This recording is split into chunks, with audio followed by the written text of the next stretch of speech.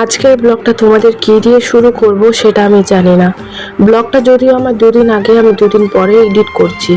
তোমাদের হয়তো আমি মিনি ব্লগে বলে দিচ্ছি যে আমি আমার শারীরিক বা মানসিকভাবে দুটোই প্রবলেমে রয়েছি, সে কারণে কন্টিনিউ তোমাদেরকে আমি ভিডিও দিতে পারছি না। আমি চেষ্টা করছি আগের আইডিটার মতন এখানেও অ্যাক্টিভ থাকার, আর সাথে সাথে তোমাদেরকেও ভালোবাসা দেওয়ার, কিন্তু এই মুহূর্তে আমি সত্যিই পারছি না নিজেকেও অ্যাক্টিভ রাখতে, সাথে তোমাদেরকেও ভালোবাসা দিতে। তোমরা একটু আমায় সময় দাও, আমি সবাইকে ভালোবাসা দেবো।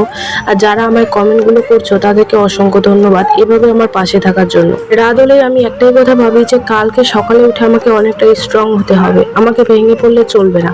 আমার জীবনে এই দিনটা বারবারই আসে, সেটা তো আমি অনেকবার দেখে এসেছি।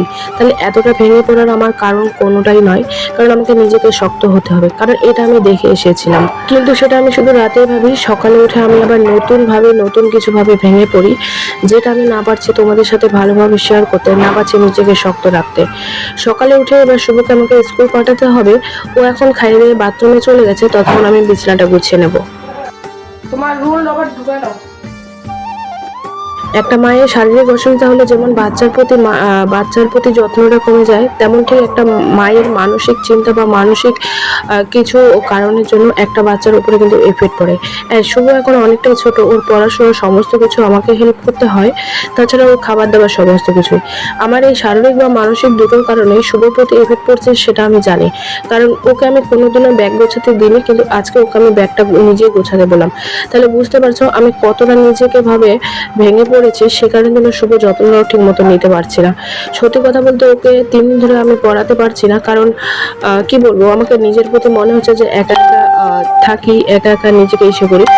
যেখানে আমি 4:30-5টায় ঘুম থেকে উঠে যাই, এখন মনে হয় বিছানাটা ছাই না, ঘুম ভেঙে যায়, বিছানার মধ্যে এলোমেলো করতে সময়টা বেশ খানিকটা কেটে যায়। শুভকে ঘুম থেকে উঠে খাওয়া দাওয়া করে বললেন তো পায়খানার সমস্ত কিছু করে নিয়েছে, স্কুল ড্রেসটা পরিয়ে দিই, এবার ওকে আমি স্কুলে দিতে যাবো। আজও আমাকে বলছিল মা আমাকে না পাস্তা দেবে, রোজই ওকে আমি আলু ভাজা ভাত দিই, অন্য কিছু তরকারি দিলে সেগুলো গন্ধ উঠে যায়, তাই ওকে আমি ভাজা ভাতটা দিই, আলু ছাড়া আর কি ভাজা ভাত দেবো বলো। আর আজকে তাই ওকে আমি পাস্তা দিয়েছিলাম, সাথে ওর ওষুধটাও খেয়ে দিচ্ছি, কারণ ওকে দুপুরবেলা এসে আমি নিজে ক্লান্ত হয়ে যাই, আর ওষুধটা আমি অনেকদিন ধরে ভুলেই যাচ্ছিলাম, শুধু রাতে দিচ্ছি, যেহেতু ওষুধও 2 টাইম করে। আর নাকের এই যে ওষুধটা দিই, এটা প্রায় শেষের দিকেও হয়ে গেছে, আর আমি 1 সপ্তাহ ধরে দিচ্ছি না। যেখানে ডক্টর বলেছে যে একদিন একটাই মিস করা যাবে না, সেখানে আমি 1 সপ্তাহ ধরে দিচ্ছি না। তাহলে বুঝতেই পারছো যে আমার প্রতি কিরকম ঝড় যাচ্ছে। হ্যাঁ, আজকের দিনে দাঁড়িয়ে আমি এইটুকুনি বুঝছি যে একটা মেয়ের ইনকাম করাটা ঠিক কতটা প্রয়োজন। হয়তো আমরা অনেকেই ভাবি যে আমরা বাচ্চা আছে, বাচ্চা সামলাবো, কিন্তু বাচ্চা সামলানোর সাথে সাথে যে একটা মেয়ের বা একটা মার কতটা টাকা উপার্জন করা প্রয়োজন, সেটা আমার কাছে আজকের দিনে ঘটনাটা না ঘটে গেলে আমি কখনোই বুঝতে পারতাম না। চলো এবার আমি শুভকে বলছিলাম বাবা তুমি তোমার টাইটা নিজে পরে নাও, আর পাস্তা কিছুটা খেয়ে চলো। ও বলছিল খাবে না, যেহেতু সকালবেলা উঠে হরলিক্স দুধ মুড়ি একসাথে দিয়ে ওকে খাইয়েছিলাম, তাই ও এখন আর বলছে খাবে না। তো আমি বলছি এটুক আছে খেয়ে নি। তার সাথে সাথে 8টার অ্যালার্মটা বেজে গেছে, খুব তাড়াহুড়া। তো আজকের ব্লগটাকে এখানেই শেষ করি, আবার দেখা হবে।